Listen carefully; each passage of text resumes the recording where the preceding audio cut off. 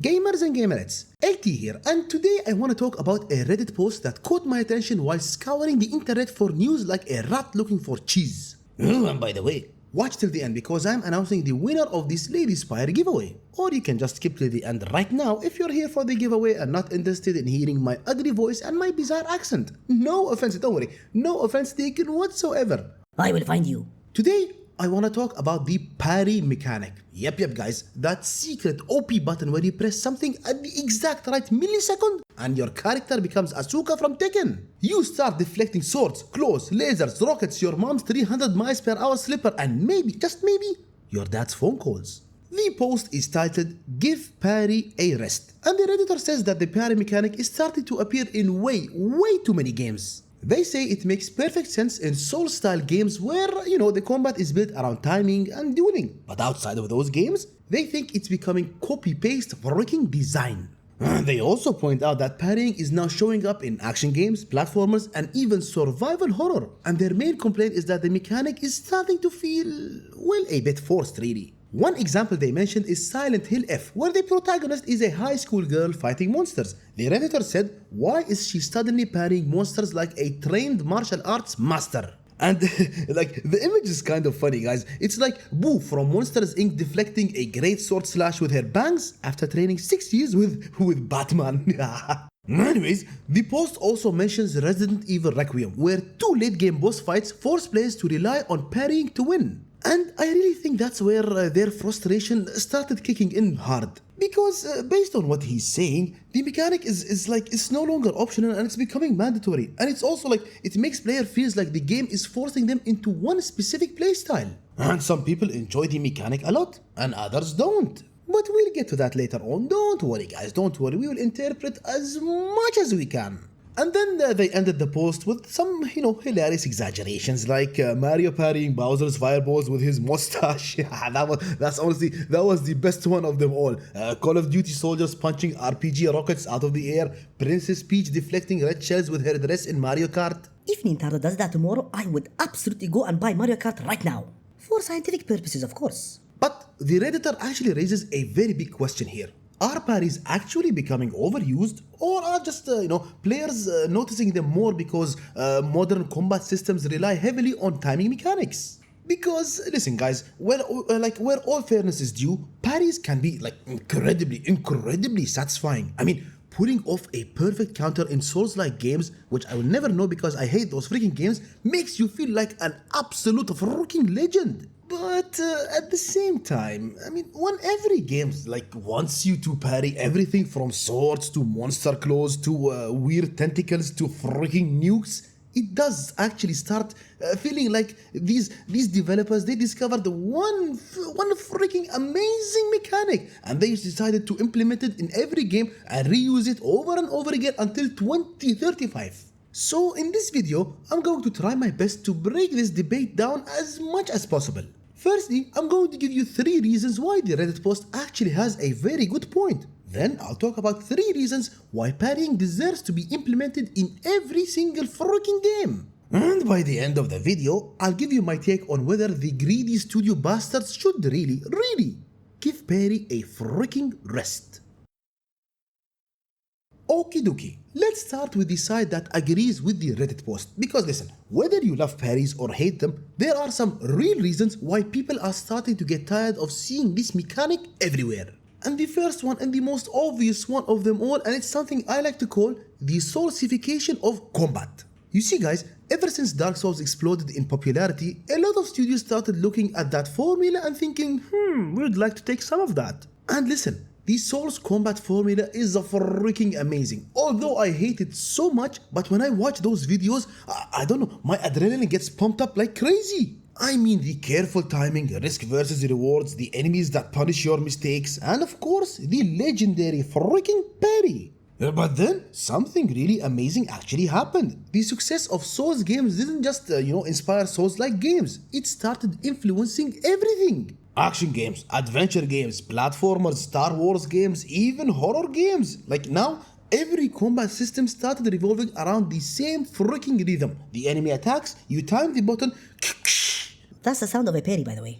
And then the enemy staggers and falls on its knees, and the big counterattack comes, shoving a sword inside their stomach and exiting their freaking butts. And again, guys, when a game is built around that system, it works beautifully. I mean, look at Sekiro Shadows Die Twice. That game, it turned parrying into a freaking art form. The entire combat system is built around reading enemy patterns and deflecting attacks like a samurai who drank 3 bottles of soju and meditated into Inner peace, inner peace. But a problem starts to arise when developers take that mechanic and just drop it into games that weren't designed around it. And when too many games start following the same exact freaking formula, combat across different genres it really starts feeling weirdly similar. Which leads us to the second issue. Telling someone there is only one correct way to play a freaking game. You see guys, one of the best things about video games is player freedom. Some players they like dodging, others they like blocking. Some players even like running around screaming like little girls while butt scraping walls. All valid strategies. But in some games, if not a lot, parrying is just, it's freaking OP, you just can't skip it. For example guys, this game I'm playing right now, solo leveling Arise Overdrive, parrying is freaking broken. And it has a long window. I think I can stay in the parry stance for like, I don't know, 2-3 seconds. And then guys, there is a stat that increases that window's time even more. And in other games, parrying becomes so essential to the point that the game will tell you to play however you want. But if you don't parry, kiss progression good the freaking bye. And I don't really think that's fair. I mean, parrying is a tool, not an essential thing to do. It doesn't have to be a test everywhere. Press the button at the right time or you lose. Now let's go back to Resident Evil Requiem. Apparently, 2 boss fights near the end of the game require players to rely heavily on parrying in order to win. The entire game, guys, the entire game, you're playing like a careful survival horror player. You're being extra careful with your movements, you're conserving your ammo a lot, you're dodging enemies like a freaking Bruce Lee. And then, all of a sudden, the game tells you, you're now gonna play Crypt of the freaking Necrodancer. And if your timing is not perfect, I mean if it's not perfect, you're gonna get slapped around by a mutated bastard zombie disease thing. For players struggling with reaction timing, it can feel less like a challenge and more like the game forcing them into a mechanic they just don't really enjoy. Which leads us to the third and final reason.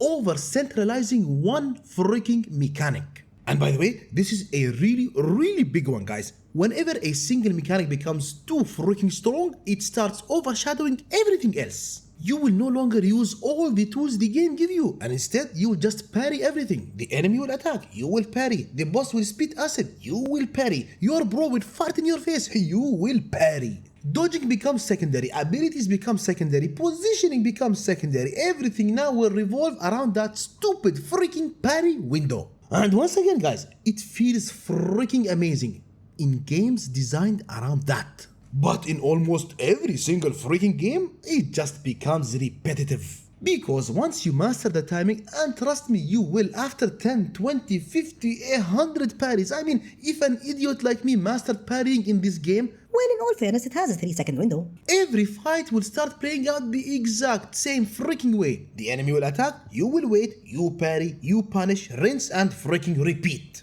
And this will cause a good and complex combat system to turn into a very stupid timing minigame. Now, I'm not saying and meaning that parrying is bad, but when the parrying itself becomes the center of the entire combat system, players can start feeling like, they will start feeling like every fight is just asking the same question over and over and over again. Did you press the button at the right time? If your answer is yes, you won the fight. Even if your character is a high school student fighting nightmare monsters after school.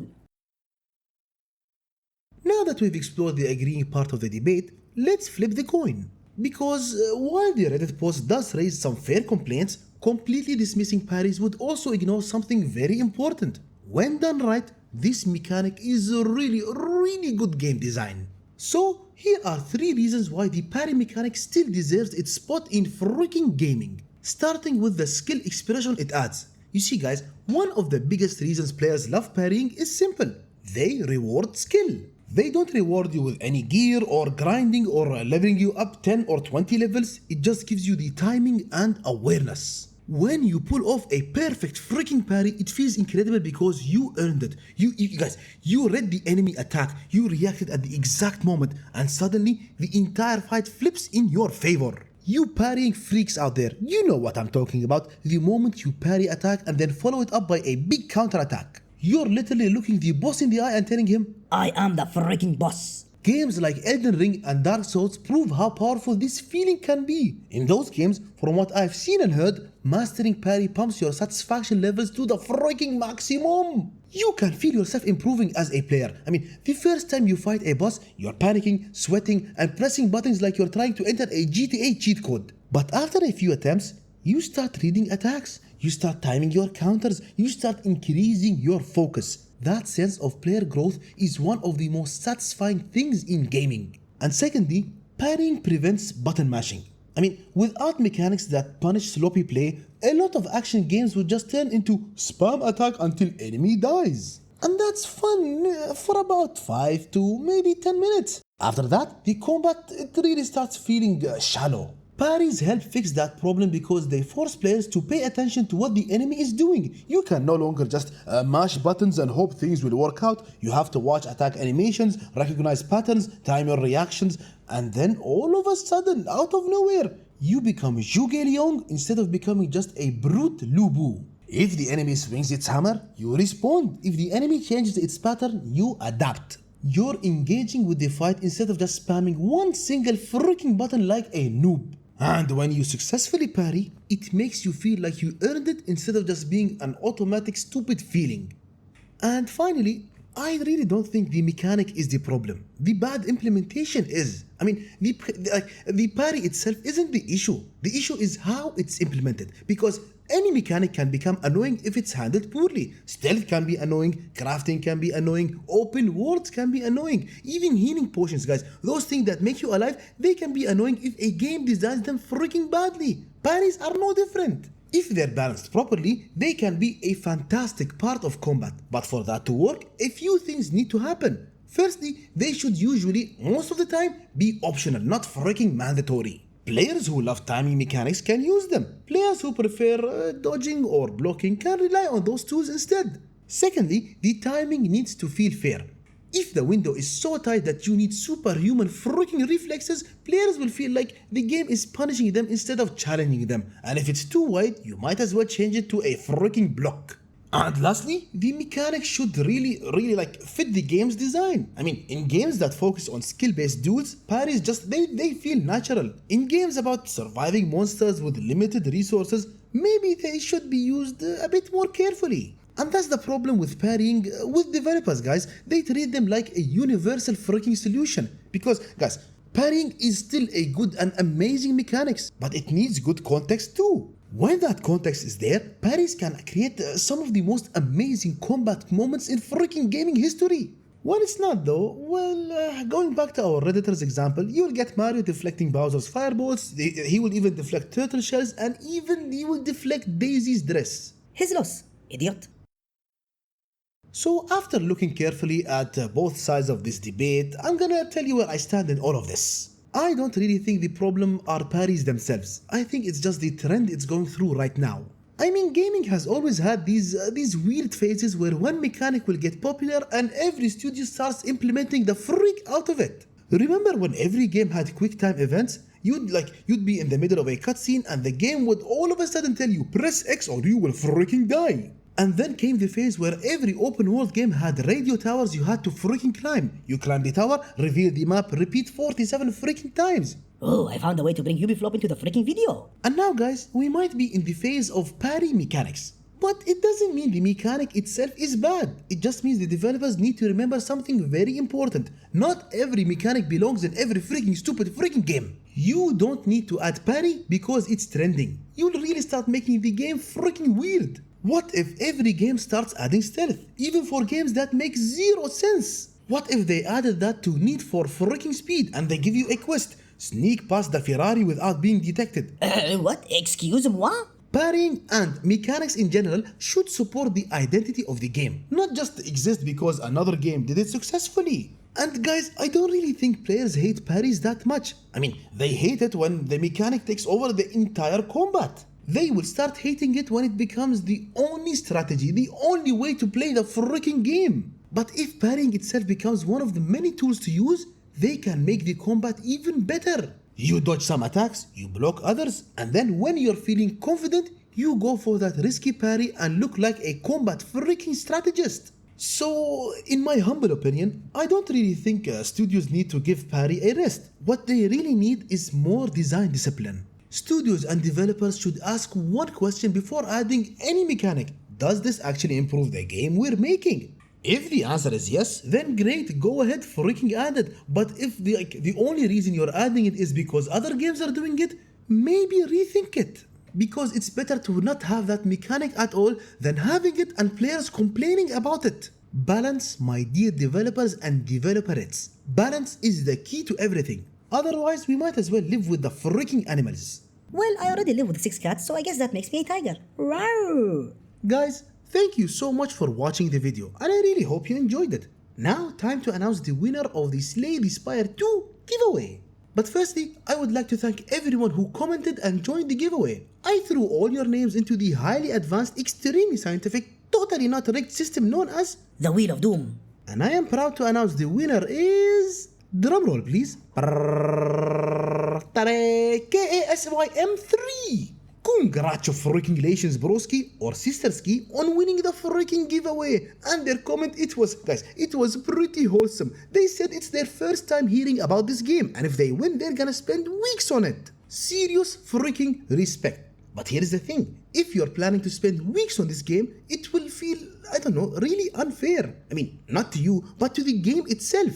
Giving you only Slay the Spire 2 would feel really wrong, like telling you to watch Harry Potter and the Goblet of Fire and ignoring the previous 3 movies. So instead, you're not just getting the second game, you're getting the whole freaking bundle. yes, Slay the Spire 1 and 2. Now you can climb the spire 2 times, suffer 2 times, and lose 500 freaking times. Congratulations once again. And I'll reach out in the comments so we can arrange our not so suspicious way of handing you your freaking prize. And for everyone else, don't worry my beautiful and amazing gamers and gamerettes. More giveaways will come in the near future, like I promised you in the Christmas giveaway. Because I know nothing builds a community like free games, loving one another and suffering together. Take care, and I'll see you in the next one.